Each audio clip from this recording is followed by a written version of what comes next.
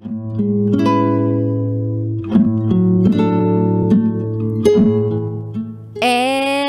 now, it's time for DJ Rocky's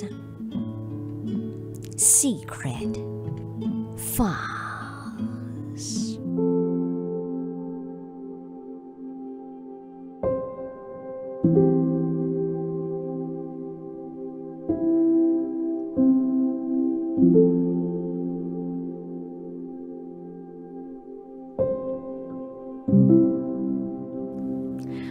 Wala akong balak na itapon ang pamilya ko only to be with him.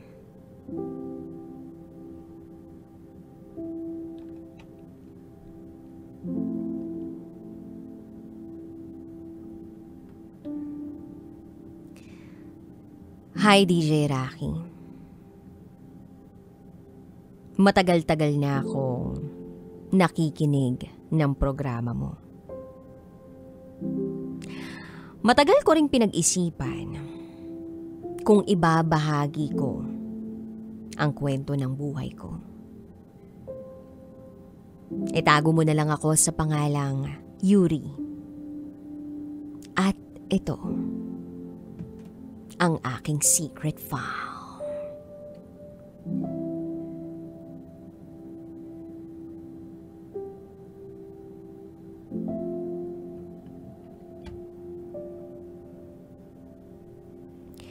Year 2022. Nang makilala ko ang kaibigan kong itago natin sa pangalang Lino.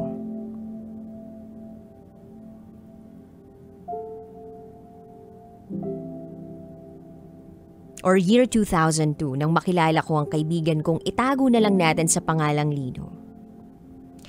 Mga bata pa kami noon. 9 years old pa lang kami at magkaklase.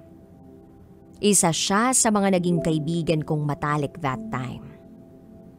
Batang-bata pa ako at wala pa akong masyadong alam sa mga crush-crush. Sa pagkakaalala ko nga mga artista lang ako nagkakaroon ng crush.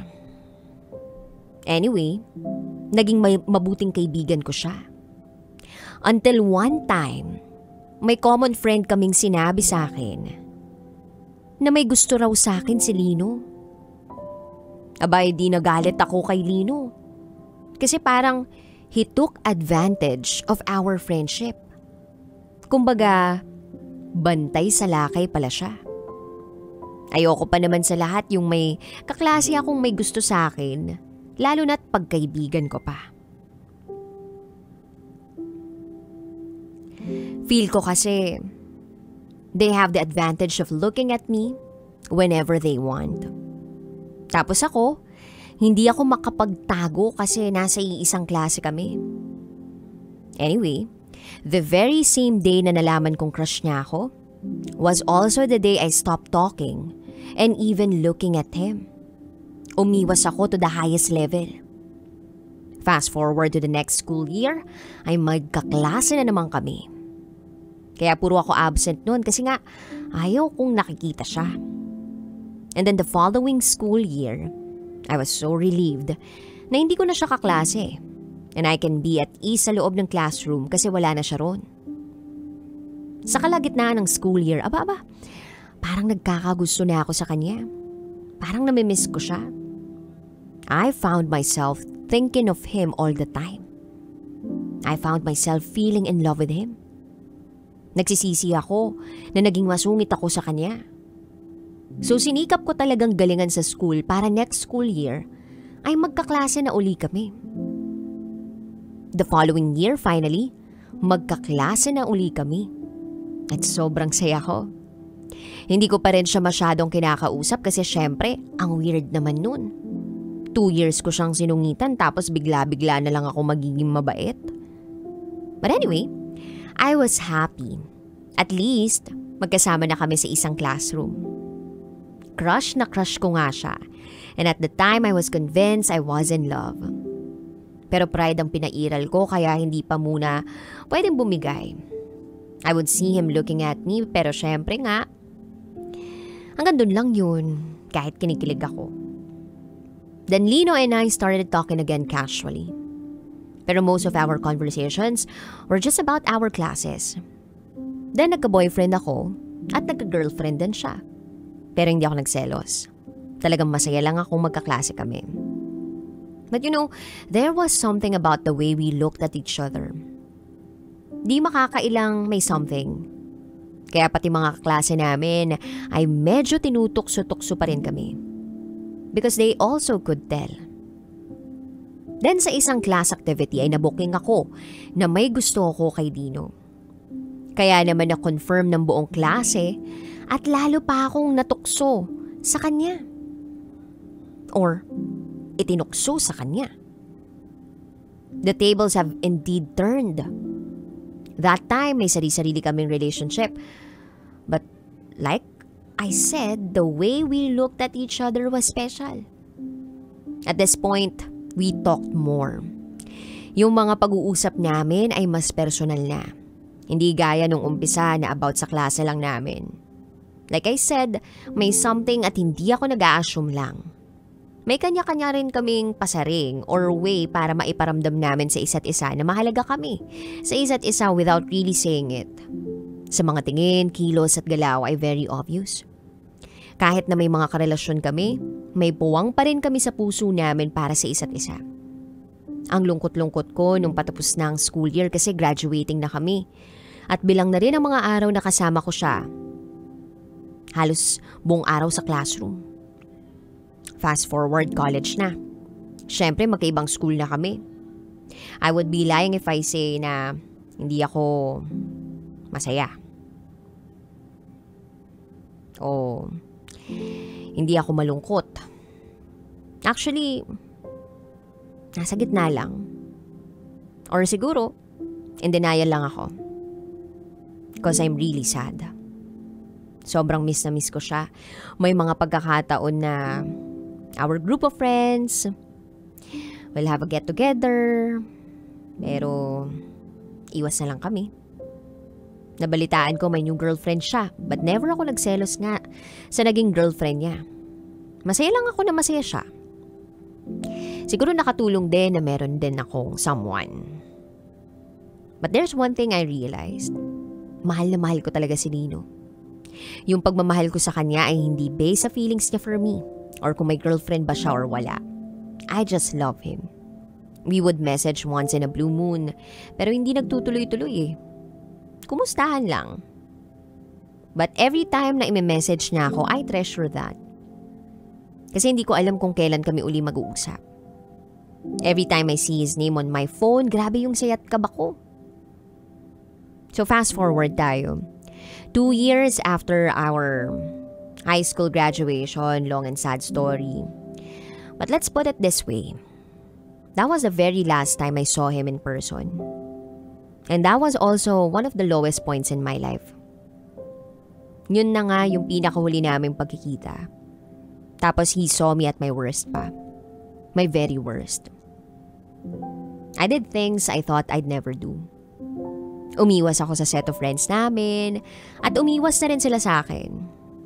I felt like I was robbed of an opportunity to be with him.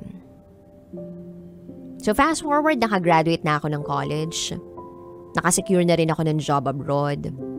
Hindi ko pa rin siya makalimutan. I was single for a while habang abroad pero still, iniisip ko pa rin si Lino. Like I said, yung pagmamahal ko sa kanya ay hindi nakadepende sa tingin niya sa akin. May mga message kami here and there but mostly binabati ko lang siya pag birthday niya na imposibleng makalimutan ko. I really text him just to let him know that I'm still here and I'm still thinking of him. Sa simpleng text ko na, "Hoy, happy birthday." Sandamakmak na feelings ang kasama nun. Gusto ko man mangamusta pero hindi ko magawa kasi wala naman akong mukhang maihaharap sa kanya. Never ko namang inamin sa kanya na mahal ko siya. Matagal na. Ang dami ko kasing gustong sabihin sa kanya pero kahit kailan hindi ako nagkaroon ng lakas ng loob. Even more, nung nakita niya ako at my worst 12 years ago. Wala na akong mukhang maiharap. Fast forward, I got married. And now, I'm a mom. Narealize ko na it's true when they say you don't always end up with your greatest love. Please don't get me wrong. Of course, I love my husband and our little family. Pero alam mo, DJ Rocky, walang isang araw na hindi ko naisip si Lino. Hindi nga kami friends sa FB kaya minsan I stalk him just to get a feel of what's going on with his life.